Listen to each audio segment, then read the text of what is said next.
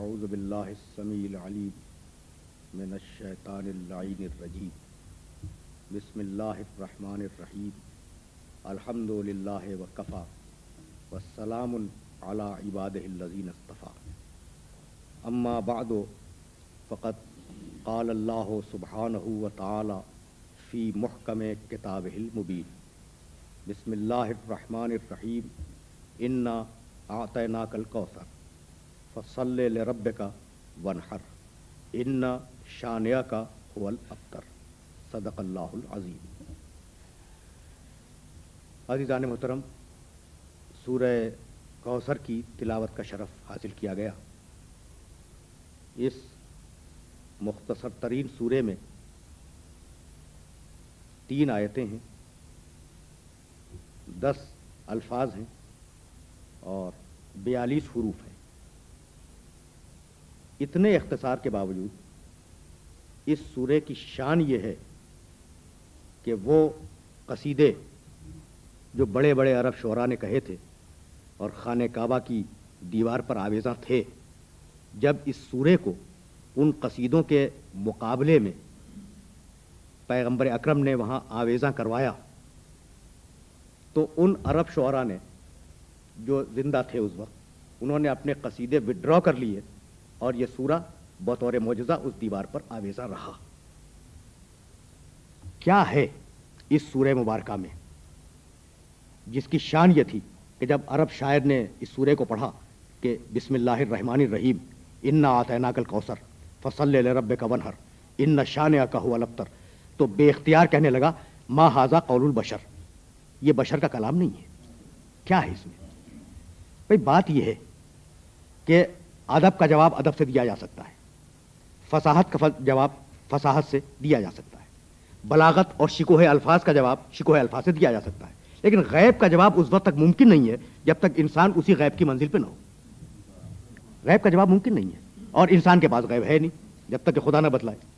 تو اس سورے میں پروردگار عالم نے جو تسلی دی ہے اپنے حبیب کو، وہ تسلی یہ ہے کہ انا اعطیناک الکوثر، حبیب ہم نے تمہیں کوثر عطا کر دیا، فصلی لربک، اپنے رب کی نماز پڑھو، وانحر اور قربانی دو، ان شانئک هو الابتر، یقیناً تمہارا دشمن بے عقب اور بے نسل ہوگا، تم بے نسل اور بے عقب نہیں رہو گے۔ تو 3 ہی تو آیتیں ہیں نا۔ ہم نے تمہیں کوثر عطا کیا، نماز پڑھو، قربانی دو، تمہارا دشمن بے نسل ہے، بے عقب ہے۔ دیکھیے، اس سورے کے نزول سے پہلے پیغمبر اکرم نماز پڑھتے تھے اور خانہ کعبہ میں پیغمبر اکرم کی نماز کا ریکارڈ تاریخوں میں ملتا ہے کہ کبھی کبھار آپ نے نماز پڑھی، لیکن علل اعلان مشرکوں کے اس شہر میں اور مشرکوں کے اس سماج میں پیغمبر اپنی نماز کو خانہ کعبہ کی 4 دیواری میں ادا نہیں فرما سکتے تھے۔ حضرت خدیجہ کی ساری دولت صرف ہو چکی تھی، موجود نہیں تھی، اور پیغمبر اکرم تنگ دستی کی زندگی گزار رہے تھے۔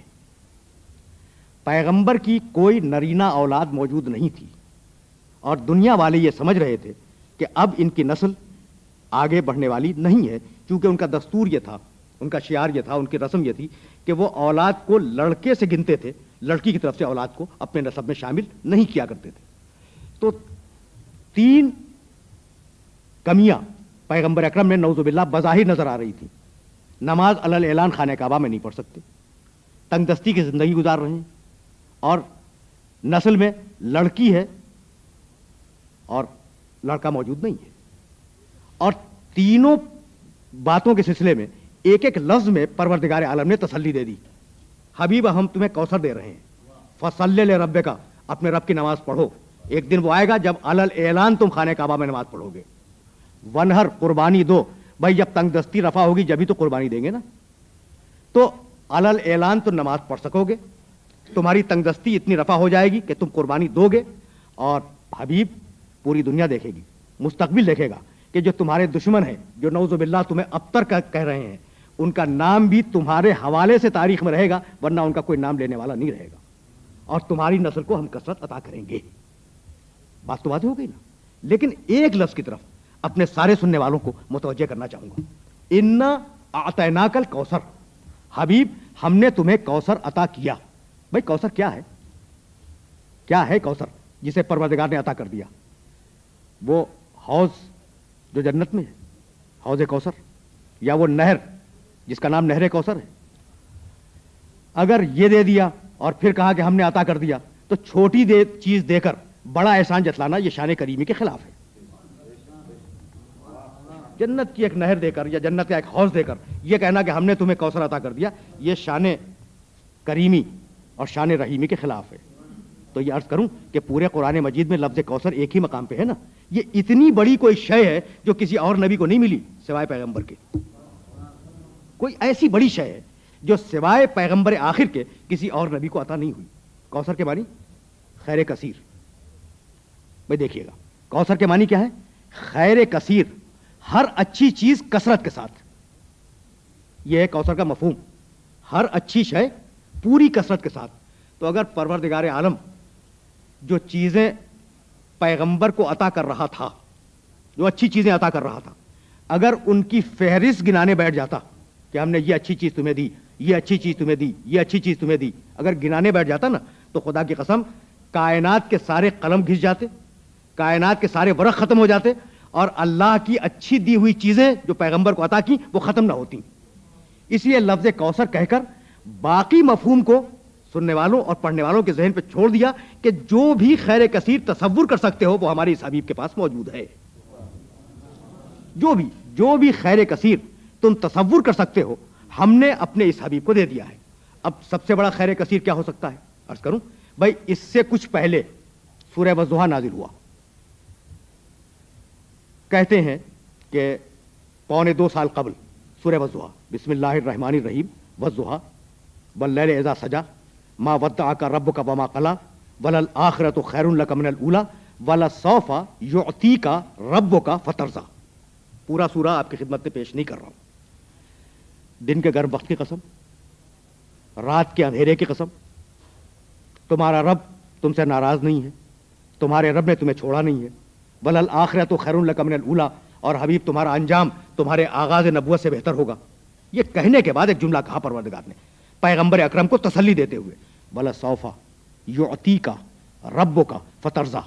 حبیب ہم تمہیں اتنی نعمتیں عطا کریں گے، تمہارا رب یعطی صیغہ مضارع عطا سے، تمہارا رب تمہیں اتنی نعمتیں عطا کرے گا کہ تم راضی ہو جاؤ گے. اب ہے نا کہ پروردگار عالم اپنے حبیب پر مسلسل نعمتیں نازل کرتا رہے گا اور اتنی نعمتیں نازل کرے گا کہ پیغمبر راضی ہو جائیں. اب کیا معلوم کہ کتنی نعمتیں نازل کی ہے یا نہیں، اور کیا معلوم کہ پیغمبر کس منزل پر راضی ہوئے. لیکن اتنا معلوم ہے کہ جو بھی نعمت آئے گی پیغمبر اکرم کے پاس وہ رضائے رسول بن کے آئے گی. وَلَسَوْفَ یُعْطِیکَ رَبُّکَ فَتَرْضَیٰ. حبیب ہم تمہیں اتنی نعمتیں عطا کریں گے مستقبل میں کہ تم راضی ہو جاؤ گے. اور فوراً بات کہا کچھ دنوں بعد، اِنَّا اعطیناک الکوثر. حبیب ہم نے تمہیں کوثر عطا کر دیا. یعنی اب کوثر جو بھی ہو وہ منزل رضائے رسول ہے. کوثر جو بھی شے ہو وہ منزل رضائے رسول ہے. تو کوثر کیا ہے؟ خیر کثیر. علم اگر خیر ہے کثرت کے ساتھ، حلم اگر خیر ہے کثرت کے ساتھ، تقوی اگر خیر ہے پیغمبر میں کثرت کے ساتھ، عبادت اگر خیر ہے پیغمبر اکرم میں کثرت کے ساتھ. یعنی کوئی خیر دنیا کا ایسا نہیں ہے جو پیغمبر اکرم میں کثرت کے ساتھ موجود نہ ہو. تو کوثر تو سمجھ میں آ گیا نا کہ کوثر کیا دیا؟ خیر کثیر. ہر وہ شے جو دنیا میں خیر ہے، بے عیب ہے، کمال ہی کمال ہے، وہ پیغمبر اکرم کو دے دی گئی. بات تو واضح ہے نا. لیکن ایک ایسے خیر کی طرف آپ کو متوجہ کروں جس کی کثرت کا کوئی اندازہ ہی نہیں ہے. بھائی پیغمبر کا تقوی پیغمبر کی زندگی تک، پیغمبر تشریف لے گئے دنیا سے، پردے میں گئے، تقوی پیغمبر کا آپ سامنے نہیں ہے.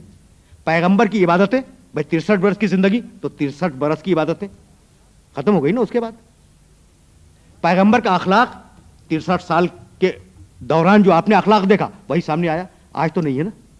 تو یہ سارے وہ خیر ہیں جن کی کثرت پیغمبر کی زندگی تک. لیکن ایک خیر ایسا ہے جس کی کثرت پیغمبر کی زندگی کے بعد بھی جاری ہے. اور وہ خیر کیا ہے؟ ان اللہ و ملائکتہ یصلون علی النبی